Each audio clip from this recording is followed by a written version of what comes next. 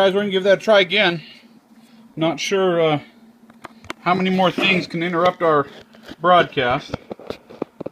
But we've got breaking news and we're going to get it to you one way or the other. Okay. Somebody give me a thumbs up on Periscope if you can hear me. Do we have audio now? Yeah? Somebody? Yep. We're good. All right, very good. All right, so here's the deal, my friends. We've got live breaking news. I know I sent out a Facebook message to a lot of our friends and followers. Surprise contact today with Shauna Cox, who was a passenger in LaVoy Finicum's truck and an eyewitness to what really went down there when he was shot and killed by Oregon State Police and the FBI. And so I've gotten permission from her, and she's asked me to get the message out. I told her I would be happy to get the message out and share her side of what she saw and her firsthand eyewitness account. Let me frame this a little bit for you so you know what you're going to be seeing. I had traveled with Kimball up to the refuge the day before the shooting. And we had gone up there because we wanted to see for ourselves what was going on. The media accounts were conflicting. I had actually talked to Ammon and Ryan Bundy, and I was very sympathetic as a free capitalist, as a liberty-minded person, with their goals and with what they were trying to accomplish. I was not sold on their technique or their strategy, but I considered them friends. I've done a couple broadcasts, and I said, we've got to be careful we don't criticize those who are advocating for the same cause that we believe in. And so before I was critical, I wanted to see for myself. And so they had invited me to come up there and interview them and talk with them, and I accepted that invitation. I saw that there were other media outlets up there. Matter of fact, when we got there, there were media from the New York Times, local media, and this kind of thing. And so my goal was to go up there, and the very first person we met was LaVoy Finicum. A very nice man. We spent a lot of time talking with LaVoy during the day, talking about his objectives and why he was involved and the price he was willing to pay. The media is making a great big story out of this idea that he said he was willing to die for the cause of liberty. I can tell you quite clearly from my conversations with him throughout the day before his death, he was not on any kind of suicide mission. He was a man of principle who believed that the United States of America, the course of this country, and the cause of liberty and the freedom of all people, of all races and all cultures here in this United States needed to be protected by citizens who made it very clear that they wanted to see this country abide by the Constitution and its principles. So, as I said going up to that, I thought, you can disagree with these people, but you have to, if you're a patriot, respect their cause. And so I went up there in respecting their cause, but I wanted to hear firsthand from them. Kimball and I were treated very well by them, and we were able to then be introduced to Shauna. Shauna was doing media work. Shauna was doing their outreach, their social media, and this kind of thing. I spent a large chunk of the day talking with Shauna, telling her story about why she was there, her relationship with the people that were there. We saw many, many people from all over the country, and the story was so different than what we were seeing presented on the media. And I know some of you have heard me talk about this before in Periscopes over the last few days, but a lot of you are brand new. And I will just tell you, there was an atmosphere of friendliness, of fellowship, of welcomeness. There were people there who disagreed with the protest, who were walking around the refuge just wanting to see what the protest was doing to the refuge. There were people from the community. There were people from out of state that were just traveling through. There were people who were occupiers, who were committed to the cause. There were militia. There were lots of weapons. Yet it was a very safe feeling. It was a very friendly feeling. It's a very responsible group of people. There were a few exceptions. I will say I did come across a few people that didn't seem to fit in the main, but some of the people that were there were salt of the earth people. Some of the people worked in the government who also wanted to see the success of the cause that these men had started.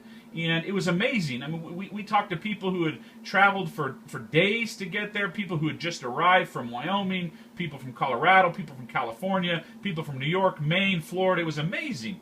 And we also had some time to interview with Ryan Bundy, who gave us a full presentation, which I periscoped, on their views and their philosophies. And you have to admit, I mean, for an Occupy movement, right, for a political protest, I mean, there was no anger in terms of hostility. If there was anger, it was principled, righteous anger over a cause that was deeply held and conviction that was deeply held. They were answering questions. They were giving presentations and instructions. Matter of fact, that's how this shooting setup took place. And we'll get to that in just a second when I play for you this interview that I just had a few hours ago with Shauna Cox. And you'll hear in her own words a series of events that validate the earlier account of the other eyewitness and invalidate very powerfully the second-hand account of a gentleman named Mark McConnell. That's his name, right? Mark McConnell, the guy that came out. And so you're gonna learn some disturbing things from Shauna's perspective, some new facts, some new insights that have not been reported anywhere, some new perspective that, quite frankly, I find shocking. But I want to get you there so that you can understand kind of how I got involved. A lot of you don't know who I am, and it doesn't matter, quite frankly, for this interview who I am. But I want to help you understand, because Shauna just got out of prison, right? She was being held in pretrial prison. And there was just a hearing yesterday where the judge had denied bail and denied pretrial release, and had made an exception and said she may be willing to let some of these people go once the occupation ends there at the refuge, but there's still apparently a handful, maybe 4 people there at the refuge, and so I didn't expect anyone to be out. And earlier this afternoon I looked down at my phone and I saw a text message from Shauna, and I was very surprised. I was pleasantly surprised. I hoped that it was her, and I was concerned, quite frankly, it was someone maybe who had her phone. And so after a little bit of text messaging back and forth, we ended up getting on the phone, and you'll see that in the interview. And you know, those of you who have followed Free Cowboys Radio for the last 10 years, you'll know I've got a lot to say, and I interject myself. I've got opinions. I'm always bringing things back to, you know, here's how I see things. That's not the case in this interview. I just wanted to give Sean an opportunity to tell her story and to share her eyewitness account, because I find great authenticity and credibility, especially with someone who went through this tragic ordeal. No matter what you think of those events and how you think they transpired, any seeker of truth should be interested in hearing an eyewitness account. So I will give you some more commentary after this interview. I will be willing to answer questions if you want to send questions via Facebook and this kind of thing. And then I intend to post a follow-up article on freecapitalist.com to the initial article I published a couple days ago on the murder, the ambush and murder of LaVoy Finicum. Before I play this interview, I'll just say one last thing. Those of you who are familiar with the Free Capitalist Project don't need to hear this, but those of you who are not, you need to understand we love liberty, and we salute our fellow friends and lovers of the Constitution and citizens and patriots all over this country. As LaVoy said to us, we love all people, and we love liberty for all people. And if you really want to understand what was going on here, the cause of liberty is at the core of the heart of these people. And you think about this, Shauna, apparently, according to the news, also just suffered another tragedy. Apparently last night, I think the news story was last night, there was an explosion and a member of her family was killed. And so in the midst of all that going on, okay, she witnessed the murder of her friend. She survived a shootout, quote-unquote shootout, where only one side was shooting, in a hailstorm of bullets. She has been incarcerated, and you'll hear, without her glasses, without her clothes, without her wedding ring. You know, of course, I mean, I understand that happens to people when they go into prison, but you think about the trauma that she's going through. She's been to court twice. She's been away from and out of contact with family. And she gets out, and the first thing she says is, we got to tell the story. The cause has got to go forward. We've got to stand up for the Constitution. Rick, she says, help me get this story out. Help, use your contacts, use your audience, use your platform. I want to speak the truth. She says, I know this might put me at risk, but I want to speak the truth. And I have to tell you, I respect the heck out of a person in that situation who decides to stick to their convictions and to stick to their cause. I just... tremendous, tremendous respect for Shauna, and very grateful to be able to bring this message to the world and share this with you. So, without any further explanation, I'm going to play this interview. I'm going to show you the video. I videotaped and audio recorded the interview, and then I'm going to put a picture of Shauna over the phone so that I don't give out her phone number to a worldwide audience. So you'll see that is what I'm doing here just momentarily.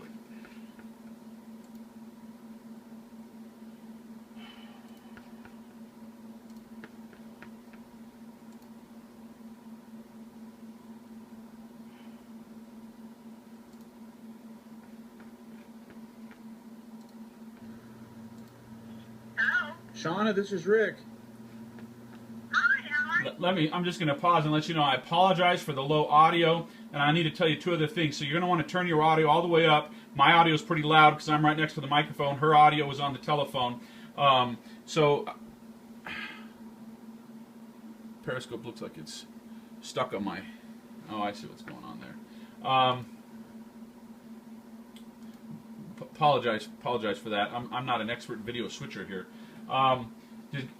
She also did ask me to edit out a few personal references regarding her family situation and a few personal references about a situation with the other woman who was in the car because she didn't have her permission and didn't want to share personal things that didn't really relate to her narrative about what had happened. And so I did that. But I didn't have time and didn't want to take any extra time to edit the audio or anything like that. So you'll hear her audio is pretty low, so you want to turn up your volume. I'll get it as high as I can here for you so you can hear it. And then when it's done, we'll come back here to the live Periscope broadcast. Here's the interview. I saw I missed your call. No, I was trying to check you back. Oh my gosh, I can't tell you how good it is to just know you're out. Yeah, well, tell you, I just know it's good to be out. Oh my, I thought I don't think that's a very good place. I think you're going to die and go to hell. I didn't think they were going to let anybody out. It's so hard to get accurate information. Are you okay? Yes, I am. We just had, it is hard to get the accurate information, and people need to know the truth. And I hope I can stay out long enough to get the truth to people. Yeah. They need to know what really happened. Yeah. I've been publishing online. I had there's a lot of people trying to help and a lot of people getting information out. I had about 4,000 people within 24 hours start following me on Periscope. People I don't know or anything, just because everybody's trying to find out what's really happened. Okay, well, I can update you as fast as I can for a minute. Have you seen the video that they released? I did, but here's the problem. They're not telling the truth as you're watching it. Because what happened was that I was going to go home. And then one of my friends, who was supposed to go do the video, couldn't go. And I couldn't leave the little girl, and I went to take pictures of them. That's why I went. Right. So we were set up. They had an ambush set up for us.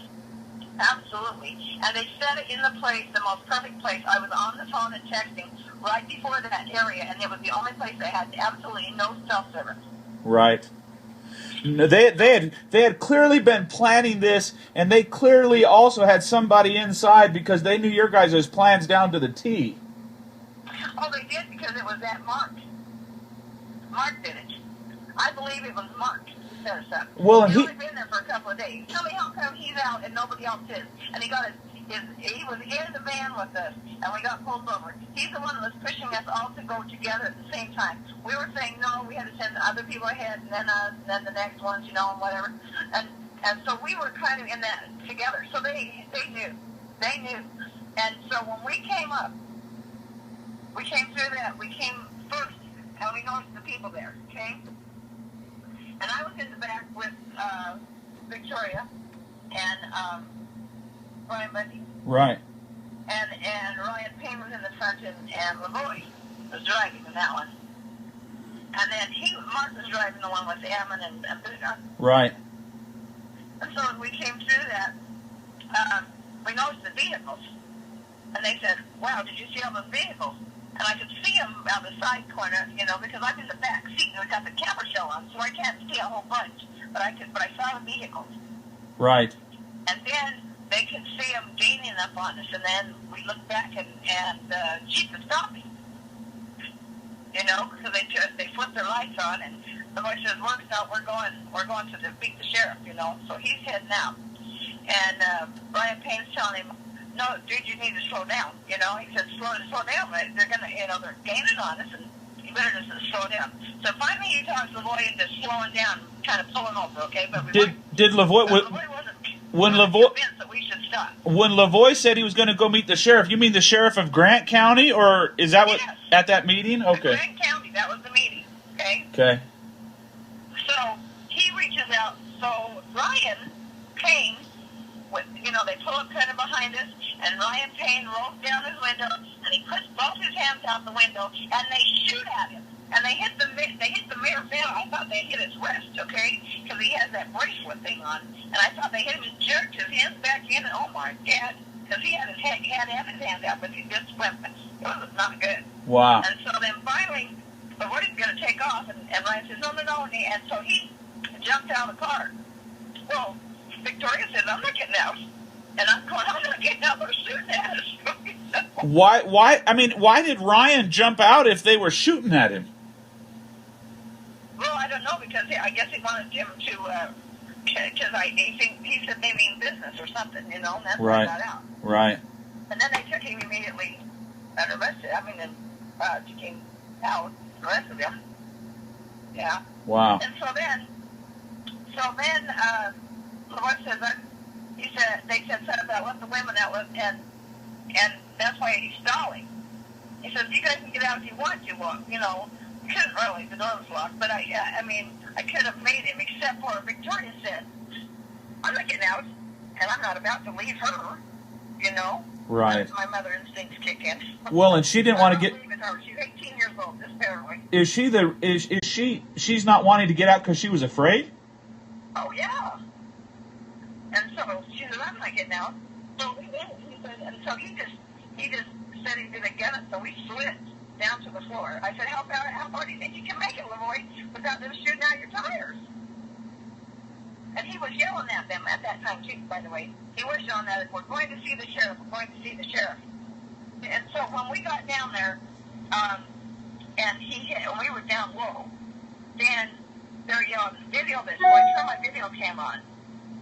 And that's when we start, all I know is he gets to the roadblock, and he tries to go around it. I remember we're hunkering down. Do you know he was trying to go around it? See, one of the things I noticed is that he stepped on the brakes. So he must have been going pretty fast, but I couldn't tell if he was trying to stop and just couldn't stop in time, or if he was actually trying to go around it. Well, he did hit the brakes. That's true. He did hit the brakes, because I remember we kind of slid through that snow, and he had to stop. So he came to stop in the snowbank, because he was trying to get around him. And I guess he was going around. I'm sure he was. Anyway, so I don't know. I don't really know. I just know he was swerving around that side, and then we hit the brakes, and we slid right up into the ice. Right. And there was slush flying everywhere. And then the bullets started flying, and he screamed out the window. Okay. Now, when you say the bullets started flying, you're talking. Shoot me. Go ahead and shoot me. Okay, we're going to see the sheriff. And he goes, go ahead and shoot me. And then he jumps out of the car, and he's got both his hands up.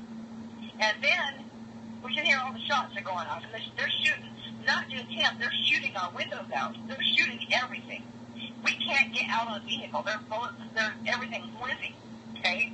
We can't get out. There are lasers all over us. Ryan gets hit in the shoulder. We have lasers all over us, on the mirrors, on the glass, on our knees, and we are just cowering down as low as we can get, and I got her head shoved down as low as I can, and Ryan's down to the floor, and we're trying to keep down as low as we can. And the bullets don't quit, they just keep going. And they're both screaming, they killed LaVoy, they watched him get shot, okay? And then you'll hear us, we're just screaming, stop, and she's yelling, I'm an EMT, I can help him, She's screaming, stop, and she's trying to get over to the window, but the bullets keep coming. I'm right by the passenger door, and the glass is up, and they keep hitting that window. And we are praying, her and I are just praying out loud, okay? And as hard as we can, and the bullets are bouncing off this window. They didn't break that window. They were breaking all the other windows. Were They they? didn't break that window. That's weird. And they're shooting in. They're shooting in gas, bomb things. So they're gassing us. And so I had that down jacket on, and her and I had our nose in the jacket, in my jacket, and I'm just trying to keep her down, Yeah. And then finally, because they weren't letting up, that's when I started screaming to stop. So then they finally must have heard her because they stopped. And we've been there for, 5-10 minutes, And still, after he was already dead. And they were still shooting. They planned to kill us all. There's evidence. So finally they said, and then they get on the bullhorn and sent the male out, which was Ryan. And he got out, and of course they got him, made him walk backwards and took him. And then she gets out. And then they came, and then I had to leave the camera and my phone because I had to get my hands up and climb out. And they put us on the ground and put handcuffs on us. And then they continued to shoot the truck. They said, "Is there anybody else in the truck?" As we're walking away from them, I said, "No, there's nobody in there." I said, "Absolutely nobody is still in the truck." Okay, we get away from it, and they just open fire and keep blowing holes in it. And they broke the window where I was sitting. Weird. Yeah, and it was evident that they had every intention of killing us. They don't want us to live. Wow. It was crazy. And we said, "You murdered him in cold blood." When we get there, see, as I watched that video, FBI video, I can see what he was doing. He comes out of the truck. He has his hands up. My guess is they shot him in the leg, okay? Because you can hear the shooting. They shoot him in the leg. Or I don't even know how many times they shot him, but I know I'm almost positive he had a bulletproof vest on, okay? And the big one, but he's stumbling through the snow, and they shoot him, and he turns back like he's coming back to the truck. Yeah. And the one that finishes him off is a long rifle over to the side, the sniper. He's not 50 feet from him. Yeah. And blows him away. And then so he falls backwards into the snow. He does not have a gun in his hand. He is dead. When he gets out, his left hand is still laid out. His right hand is halfway to his chest, and he, like it was up. But he has no weapon in his hand. He never unholstered his gun. He knew, he just kept saying, "Then go ahead and shoot me, go ahead and shoot me." And they did. They just lambasted him. And even after he was dead, they shot him.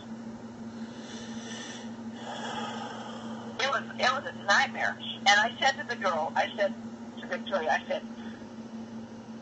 and we said, "You guys murdered him. You murdered him in cold blood. You're a bunch of murderers, killers, Do you believe? Why did you do that?" "I didn't do it. Yeah, sure you didn't. We could see all the guys standing behind the tree. Some of them had those little binocular things on their hats, Yeah. They were a bunch of snipers. They were just killers. It was unreal. And so then she said, I said to her, "You just witnessed something you'll never forget for the rest of your life. And whoever gets out of there, so if you get out of this, you are to tell everybody you see." She said, I will. I said, "Tell them the truth. Tell them what really happened, Are you sure? I mean, do you know? When the FBI said that there was a gun, they said there was a gun in LaVoy's inside coat pocket. Do you know if that's true or not? He did not have a gun. I saw him laying on the ground. He never reached for his inside pocket, nothing.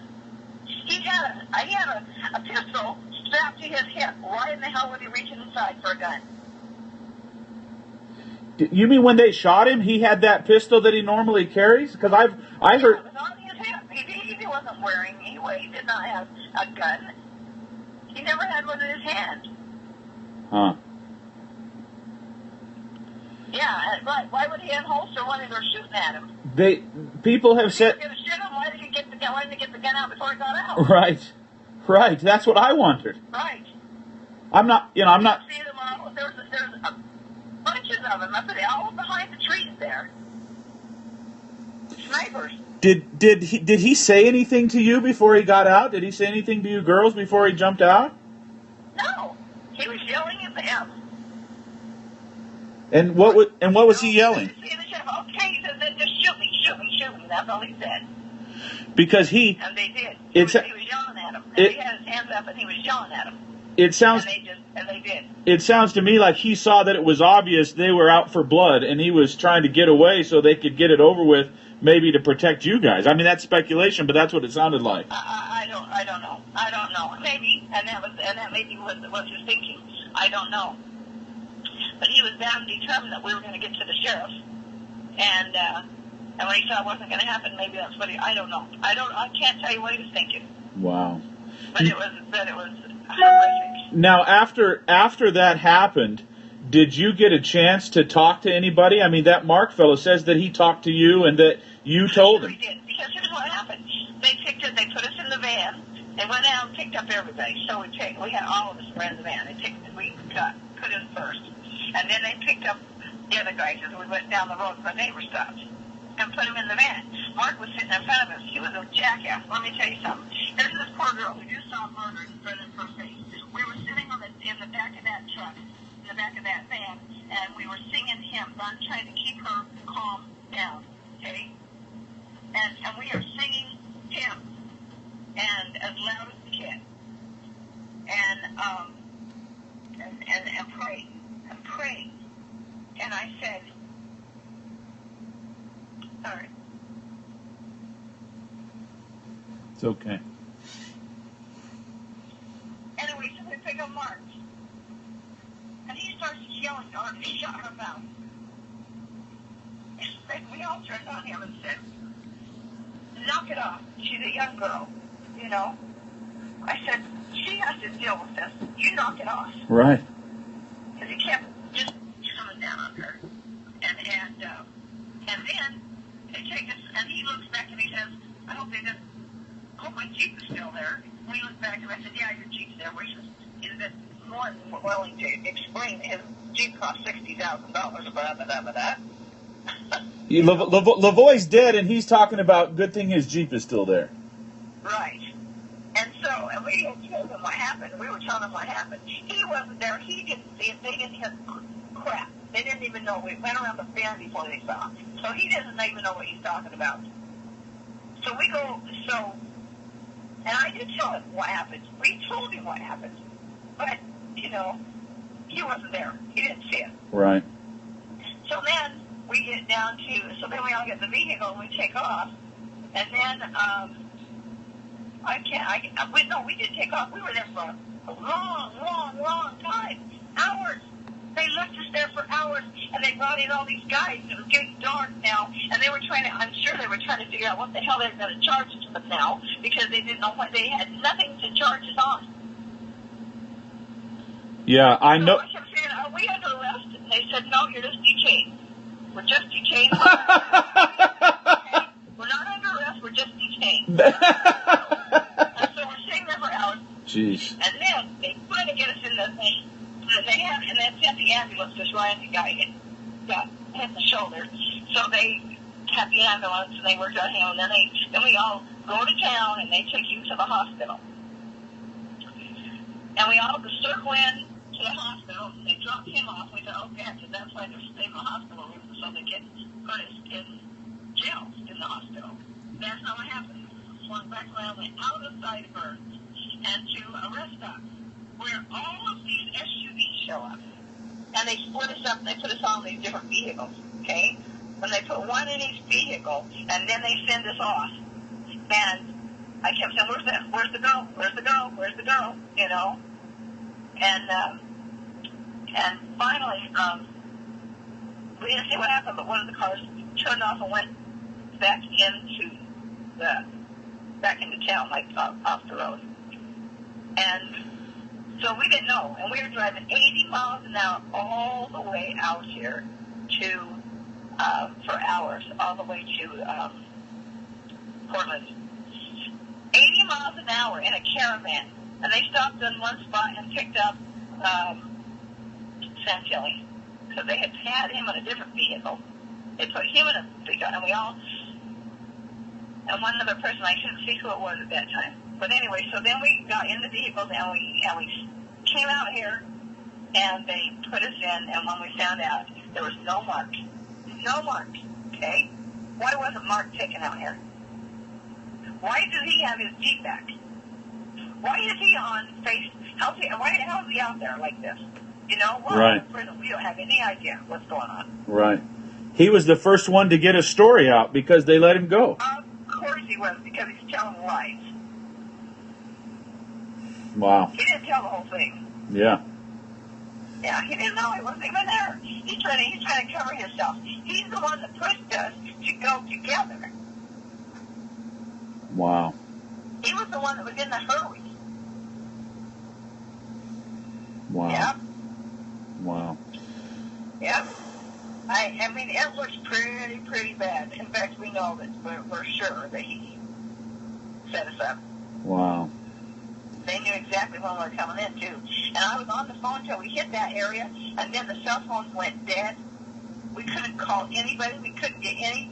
I was just on the phone right before that, texting and calling. And then all of a sudden we have absolutely dead zone, and nobody has any service.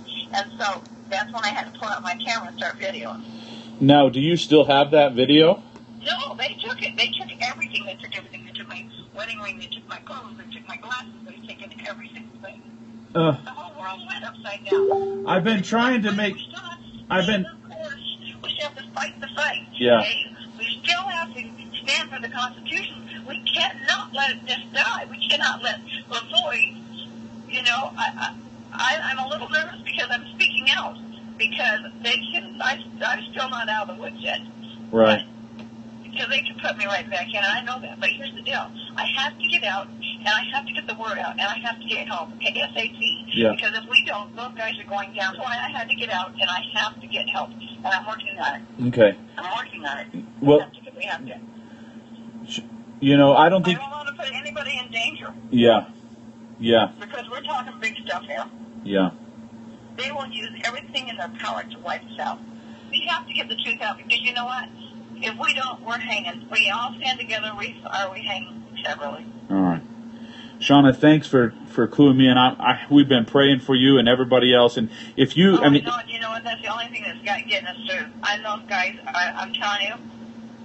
How did Ryan... With all these guys are together, and I'm all by myself. Yeah. And so they had to listen to me singing hymns. We're reporting. I got a question for you. Let me back up. I got a question for you. I got a question for you. Ryan Bundy, he got shot before or after you got to the roadblock?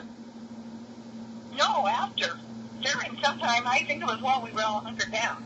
Before, well, did he get shot before or after they shot LaVoy? I don't know.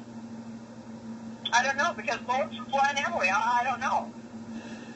There were bullets. Did you see any other bullets coming into the vehicle?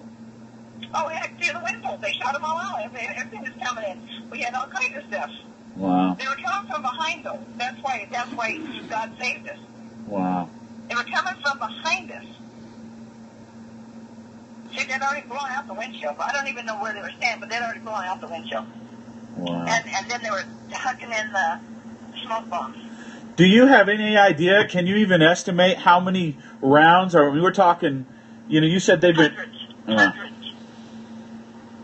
I'm telling you, it was like riddling a tin can. Wow. And the lasers were everywhere. They were pointing the lasers, see? That's right. What's so freaky. Yeah. Because I'm going down, and I'm pushing down on Ryan because I can see it on his head, and I can see it on her knee, and and we're moving, so the lasers can't hit us. We can see the lasers. Right. What a dramatic experience. Whoever lives through something like that? Well, only when God lets us, because we have to tell the world. Yeah. We have to take down this. I'm telling you, they're thieves and liars and murderers. Yeah. That's the only... It's terrible. I can't imagine any other way you made it through that alive except for the grace of God. It was only, and we know that. Yeah. And bless. We pray and we thank Him every day. Yeah. And we prayed. I'll tell you the whole time. I couldn't believe that We've all just been praying together every day. I Every couldn't. time we see each other, it's a prayer and making them sing. Wow. Oh, bless you, Shauna. All right.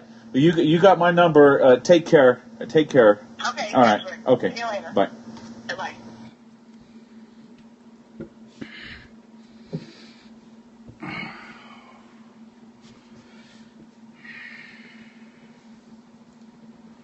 Well, my friends, I don't know how much. First of all, how amazing it is that Shauna is willing to share that with everyone. If you think about that, matter of fact, let me do this. Some of you saw a couple things. Let me explain a couple things that were going on in that video. I was trying to block out her phone number to protect her privacy, and also you saw me making some funny gestures. I didn't anticipate that phone call, and you saw Kimball come in with our kids into the room, and I was just telling him to be quiet. And then you saw Kimball sitting behind me. Kimball actually has joined us here on this podcast. Kimball, I'm going to turn this around so everybody can see you as well. Kimball also went up there with me as part of our Free Capitalist effort to interview, and that's when we both met Shauna. First time we both met Shauna. Right. The last time we saw Shauna, we were, it's 2 a.m. or something the morning of this incident that this happened. Yeah. So when you listen to that interview, man, for me, the first thing that I'm thinking is, it very clearly corroborates Victoria's story, and they've been separated. Victoria got she's been in prison, right. and yet she tells a story that very closely matches up a couple things. First of all, that shots were fired before anything happened, when they had just pulled over, and Ryan Payne's hands and head were out saying, "Hey, we're unarmed." And so the first shot was fired. I was going to say this, and I want you all to think of this. For some reason, we live in a culture where it's getting very hard to make sense of the words people use. When you protest in the inner city or on a campus or university, and you burn cars and you rip off clothes and you confront police, we call those nonviolent protesters. And then there's altercations and scuffles and arrests for abuse and all this but that's a nonviolent protest. Right. But when these people bear arms, so they're carrying weapons, we call it a violent protest just because they have weapons. But I love what one of the attorneys said. He said, carrying a weapon on your hip is also a First Amendment right, because it's a statement. It's just like a badge or a flag saying, hey, I'm a patriot, I'm a person who believes in the right to bear arms, let alone advertising, hey, I've got the ability to defend myself. But we live in a world where people have been trained out and educated that if you see a gun, it means someone's threatening you. But what you hear from these two women is, from the beginning of this occupation, from this protest, from the beginning, from day one, until this event, there was no violence. Right. And then... Not a single shot fired throughout the entire occupation. And then... Well, on the side of the... Yeah, the first shot that was fired was at a traffic incident. It was like a hunting expedition. It was like a safari. I saw one. They spent millions of dollars. They've got a airplane flying around. I saw a video earlier today talking about how it was suspicious that they didn't flip to thermal. That would have also shown you all the gunfire going on. Now, you know, of course, LaVoy didn't know there was a roadblock up front, and she confirmed the same thing that Victoria said, which was he was bound and determined to go see this sheriff, a law enforcement officer. These men aren't anti-government; they're a proper role of government. They're pro the proper role of government. They're right. Real government. And he was determined. He didn't know there was a roadblock up there. He was trying to get there. And I love what she said. He was bound and determined to get to the sheriff. He wasn't bound and determined to get to a hideout. He wasn't getting away. He wasn't running away. He was running to help. After being shot at unprovoked, right? And you say, well, he ran from the police. He shouldn't run from the police. Okay. Now, next thing I notice is interesting. He puts on his brakes when he's coming around, and they shoot out the windshield. You see that guy jump out, and they shoot out the windshield, even though he's trying to avoid them. And then some people say, well, you know, moving vehicle can be a deadly weapon. But as you and I were talking about earlier, if you read the law, and we won't talk about that here on this show, if you read the law, the police are responsible for the use of force, and the circumstances change when they're responsible for the circumstance. Right. I mean, this was staged. It was like a safari in a controlled environment, and they had snipers and goggles, she says. It was a flat-out gang-style gangster ambush. Yeah, and it was weird because there were like these rules of engagement, right? It's like we can't shoot them unless they do certain things. if they put their hands out the window, we can shoot at them. Right. And I thought that was also interesting. If they stay in the car, we can riddle them with 200 bullets. So LaVoy had been shot at twice unprovoked. And everybody in the car, twice unprovoked. Now, the words unprovoked, you might disagree and say, well, they ran from the police. But then watch this. So LaVoy jumps out of the car with his hands up, and he's saying to them, okay, fine, go ahead and shoot me. And she says, if you listen very carefully, and Victoria says the same thing, the bullets were flying while his hands were up. Okay, you don't see that in the video. She says they were flying into the truck and at LaVoy while his hands were up. And then I thought this was interesting. Nobody's reported this before. She said she's pretty sure he was wearing a bulletproof vest. Right. Which would explain, in my opinion, and we'll have to get some other experts to weigh in on this, if you get hit on a bulletproof vest, it's still painful. Oh, yeah, it's like getting hit by a truck. But it would make sense how he's reaching around. He got hit in the abdomen but didn't fall. Right? And I also thought was very interesting, she said, in her memory, he was still carrying his sidearm, and we've heard other accounts that he had left his sidearm back at the. Who said that? I don't remember who said McConnell. that. Did Mark McConnell say that? I'm pretty sure he said that. That he wasn't armed. I don't remember who said that. But it will be interesting to note when we get the full official account, because she makes a good point. If he did have his sidearm, he's right-handed and so right there. Why would he be reaching across to grab if he could have just grabbed there? Why would he be trying to get something out of his inner pocket in his coat if he's got his freaking hand cannon attached to his hip? Well, and then the other thing I think is, okay, he's been shot at twice. He gets out with his hands up, and they're still shooting at him. Maybe he was reaching for a gun at that point. But notice it was very interesting if you watch the video. He turns away from the people that are shooting him. In other words, he's not confronting them. Now you can say, well, maybe he's trying to hide to get his gun, but he's facing the vehicle, and Shauna says, from her perspective, it looked like he was maybe trying to come back to the truck. Like, holy crap, it was a bad idea to jump out of here. They're shooting at us, and then he gets shot from behind. You pointed out something earlier. Even if you're going to defend that whole thing up until this point, he falls down. And both of these women say, and they, with his hands now outstretched, they still continue to shoot him. That's murder. That is murder. I mean, he's clearly not presenting a threat at that point. Let's say that he took a gun out and he pointed it at them. So they shot him. Great. He's on the ground. He's no more threat, and you're still shooting him. And they said multiple times. I mean, that is murder. I mean, literally, he could have been injured. He could have been critically injured, and they could have saved his life. Even leaving him laying in the snow for 10 minutes, they still could have. But they were riddling him with bullets when he was on the ground. And we can only... No more threat. We can only guess, because all the facts aren't out yet. But as more and more facts come out, here are a couple things, and this is why I was so determined to get this out to you guys today. The very first account that came out from a gentleman who did not eyewitness these events, and who lambasted the people and was angry at the people who were saying that LaVoy was murdered in cold blood. So anyone who says we don't have all the facts, well, then neither did he, right? But all the mainstream media have picked up his accounts. And I haven't seen a smidgen of coverage of Victoria's statements. Right, I've got a Google alert on that alerts me of anything Ammon Bundy, anything LaVoy Finicum, any of that stuff. I get an email instantly the minute they find it. I've seen 2 or 3 accounts of anybody even mentioning Victoria. The only one was yours, which really examined what her testimony was. Everybody else just treats her like she's a wacko. Right. And, oh, well, there's another person that says this, but... And now we've got a second eyewitness account, that without any opportunity for them... I mean, you think about this. You say, well, they were sitting together. They could have coordinated their stories while they were sitting together. No, think about this. After they were sitting together, if you listen very carefully, they didn't know what the government story was going to be. They didn't know what Mark's story was going to be, because she said they told Mark the truth. Exactly. That's what I'm saying. They weren't corroborating their stories. They were explaining to Mark exactly what happened. Right. And then freaking an hour later, he's on Facebook contradicting everything they say, saying that she was the one that told him. It's spinning, preempting. Right. I don't know this Mark fellow. You know the thing I noticed on Mark's thing? Just listen to the language he's using. When he's explaining in his story, he's calling it Vehicle 1 and Vehicle 2.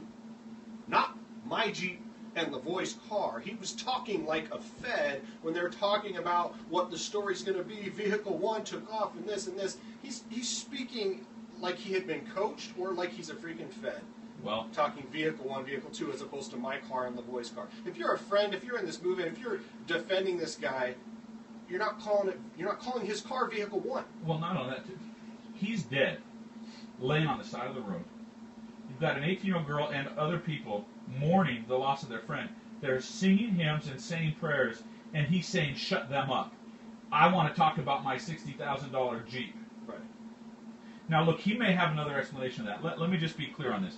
As you can tell, I get kind of worked up about this. You know I love liberty. Those of you who are free capitalists know how passionate we are for the cause of liberty. But look, in the mouths of 2 or 3 witnesses, there is a very legitimate reason now, to not believe the official narrative. Absolutely. They have no evidence, none, to back up their account. Right. No evidence. And say, well, it hasn't been enough time. But they did release evidence, and they chose what to release. And the evidence they released is now backfiring. Right. Okay? And as more and more evidence comes out, they're going to be trying to spin this. And patriots, we have a duty, liberty lovers have a duty to keep the message alive. I love what she says at the end. She goes, do not let LaVoy have died in vain. We've got to keep the cause going forward. Not the protest going forward, right, but the cause of fighting for the Constitution, the fighting for these principles. We've got to keep putting the truth in front of people. Now, somebody says, well, maybe what she says isn't exactly the truth. I agree. You know, I haven't lived through a hailstorm of bullets. I don't know whether it was 50 bullets or 2,000 bullets. We will find that out. But it is the truth that she was there, yeah, and that she saw it. And the 2 people so far that have saw it have had remarkably consistent stories that say they weren't the first to fire, that they didn't return any fire, that they were fired on hundreds of times. My question for you, my question for all people who love liberty is, even if, like me, you disagree with how this started in terms of techniques, we've got to get beyond that. Because techniques come and go. What Ammon Bundy and LaVoy Finicum and others have done is they have brought to the forefront of discussion through their actions. And LaVoy has died to do it. And the Oregon State Police and the FBI have been telling a story, right, that is much, much different than this story that these 2 women told. And they had opportunities to collaborate. Right. All of the FBI people, including Mark, and doctor the video, had opportunities to do that. These 2 women were separated after that. Shauna was in isolation when she said she was kept by herself when Victoria was let go, and she gave her interview a couple days ago. So I don't want to get too carried away, but I do invite you to consider a couple things.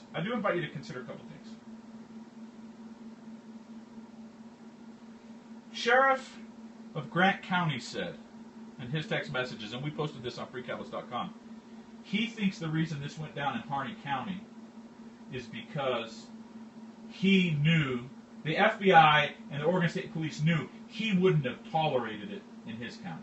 Now, some people have suggested he's implicated, maybe he lured him in. There's no evidence to indicate that I've seen. The evidence that I've seen is maybe a photograph or something of him at the scene after the fact. Of course, if you heard that these people had been killed and it's something you wouldn't have tolerated, I don't think it's unusual that he would have wanted to go there. But here's the thing. My friends, in the cause of liberty, we've got a choice to make. And we can blame, quote-unquote, the government. And we can keep giving latitude to people that are so mad and irate they can't articulate the problem. But it's not the quote-unquote government that's the problem. If you love the Constitution and you love the idea of the America that it creates, is it Grand County or Grant County? It's the county right north of Harney County. If you love liberty, you love the Constitution, you love the heritage of America, there are 3 branches of government. And what you saw, this murder of LaVoy Finicum, was overreach by the executive branch of government. And specifically, remember, the FBI was accused of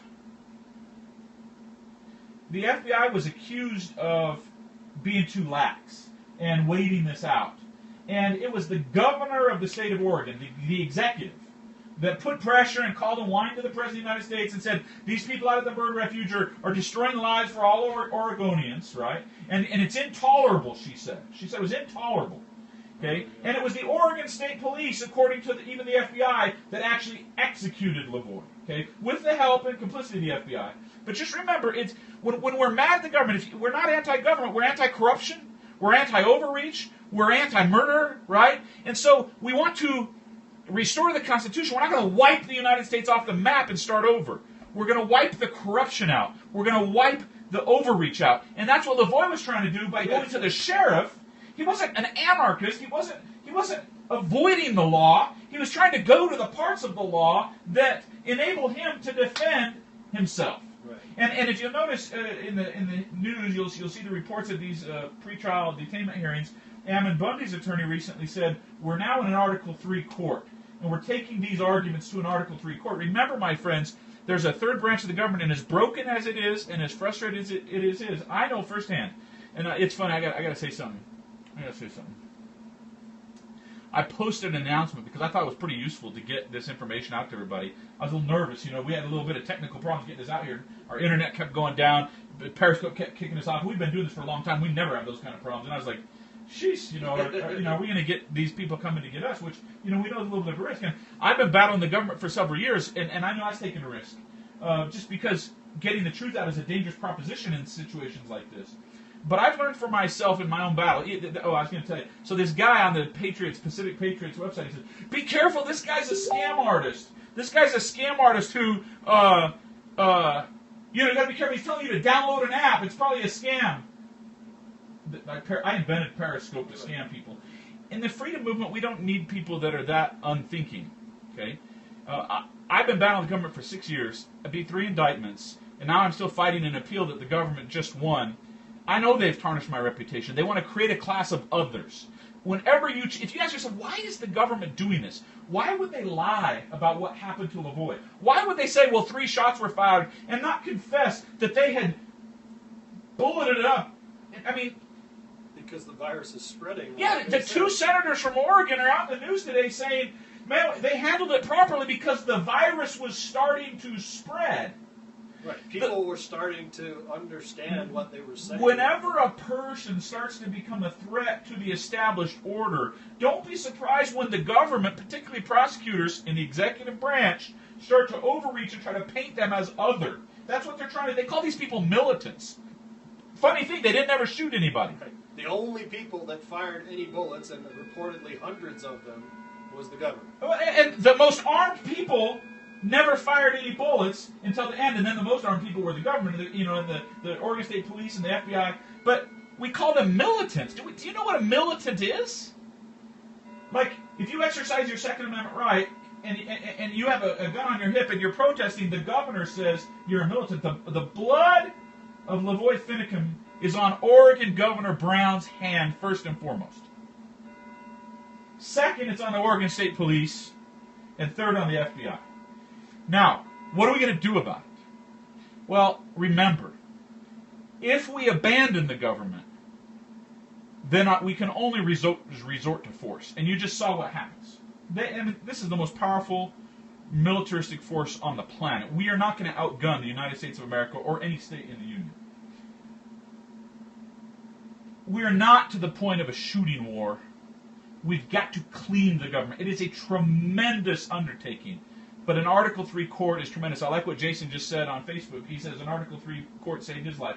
An Article 3 judge who loves the Constitution saved my life. My friends, remember, there are good men and women who also love America, who work in all of the branches of government, who need our support. So we've got to be able to make the distinction, and we've got to be able to be responsible enough to make the distinction between corrupt actors and actions in the government, corrupt bureaus, corrupt departments, corrupt operations, and just labeling the whole thing. We've got to win this movement. We've got to get smarter and more articulate, and with our passion, we've got to be better. We've got to lift our game and raise our game to win these fights. And one thing we've got to do is we've got to take the time to look at the evidence and form our own opinions and choose how to act strategically and rationally. And to those in the Patriot Movement, and the Liberty Movement, and the Freedom Movement who are doing that, I salute you. You are our friends. We hope you'll get in touch with the Free Capitalist Project. Hope you'll keep tuning in to our Periscopes. Hope this information was valuable to you. I hope Shauna is doing well. God bless Shauna for getting this information out to us. I think there's very valuable information in there, things that you haven't heard anywhere else, facts that are very important to put into this picture. And what I'm going to do is I'm going to publish a part 2 of my essay. If you haven't read my first essay on freecapitalist.com about LaVoy, I invite you to do that. I know it's lengthy. Some people, I saw people sharing this, even WorldNet Daily I saw shared it, and they said, in a very lengthy but a must-read. Very lengthy but must-read. Well, sometimes, my friends, you're going to have to, as Gary Vaynerchuk says, is turn Lost off. Right. Turn off the episode of, what's the one, How to Frame a Murder, or How to Make a Murder. Right? No offense, but that story's over. This story's in the making. Why don't you turn off an hour of TV, and it might take you an hour. Go read that article. And the next one I put out, what I'm going to do is I'm going to take Victoria's statement and Shauna's statement, and I'm going to compare them. And then what I'm going to do is I'm going to take the video, and I'm going to overlay their statements with the video so we can have them all together. From the FBI, right? So stay tuned, my friends. If you want more of this information, spread the word about Periscope. I know a lot of people don't know about Periscope, but the beautiful thing about this is if somebody came in here right now and shut us down, you see it. It gets logged and stored in an offsite server online, and we get a copy of it. We can link and share. So tell your friends, follow @FreeCapitalist on Periscope.tv. Any final thoughts, Kimball? Something that's really been bothering me since all this started, right after I found out it had happened, I went online and I set up that Google alert I was talking about, and I'm getting bombarded by liberal media taking Mark McConnell's account, giving no credit to Victoria or any possibility that these crazy militants aren't guilty. Every single article I'm seeing, and my question for all of us freedom lovers is how come Rick is the only one that I know of who's writing a positive defense of what's happened here?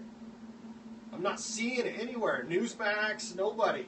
I mean, Glenn Beck didn't do it. InfoWars didn't really do it. Drudge didn't even put a freaking article on there at all. Come on, you guys. You've got to be kidding me. Matter of fact, if you want to know what you can do, there's about 104 people on Periscope right now. You want a lesson in civic activism right now? Go to Drudge Report, and he's got a link at the bottom of the page for Suggest a News Story. Suggest the LaVoy Finicum story on freecapitalist.com. Yeah. If 100 people were to take 30 seconds right now and just suggest that, not to aggrandize me or the Free Capitalist Project, but because it's the only nobody else is talking about it. And by the way, other than people who are in these Facebook groups just talking to each other, right, nobody's out there talking about what's actually happened. And by the way, I have to say to our friends, there is a reason why the Free Capitalist Project is doing this. And we invite you to learn more about what we're doing. One other thought that I had that I've now lost. Shoot. Yeah. I don't know. Well, you can go to Drudge Report, suggest a news article, and just link to the ambush and murder of LaVoy Finicum, and then we'll see if we can't get some more information out there. You could also link to this. You could link to this Periscope. It'll be up for 24 hours, and then we might produce it. We had a little bit of sound problem at the beginning. We'll have to work on that, and we might produce that and put a link up, so keep checking freecapitalist.com. One more thing before you go, I just remembered. I know it's important whether or not this guy was murdered, the boy was murdered. We believe he was. Everybody on the left thinks he's a wacko who got what he deserved, right? Trial, execution, no jury, nothing, all done at the hands of the Oregon police. We cannot lose sight and let the conversation be about whether or not he was murdered. We need to go back and listen to what he was actually fighting for. We're letting the story that they tried so hard to get everybody in the world to look at be buried by the fact that he was murdered. They want us all talking about whether or not he was reaching for a gun or not. Look, first of all, and Nephi Boss, thank you. You have an excellent post on Facebook today about that too. Look, like you said, he was laying on the ground dead and they were still shooting him. Clearly it was wrong. Case is over. It's murder. Clearly it was wrong. But the bigger story is, why was he willing to die? What was the cause? And my friends, the cause of liberty affects day-to-day life. And if you want to learn more about that, we have 13 principles. You can go to SoundCloud for now, for a few more days, till we get 13 principles going. Go to SoundCloud and look up Liberty Reap Broadcasting and the 13 Principles of Prosperity. Start there. If you want to know what this cause is about, you want to get yourself... see, See, I see a message. We will produce it. To produce liberty? Is that what you're saying? We will produce liberty? It's up to us. We have to produce it.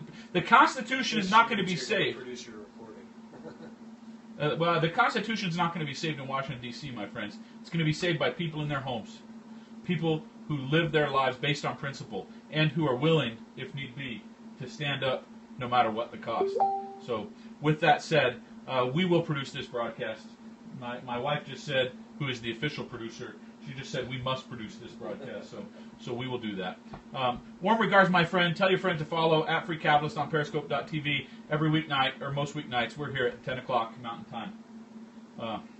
Take care. Share this. Share this far and wide. Yep.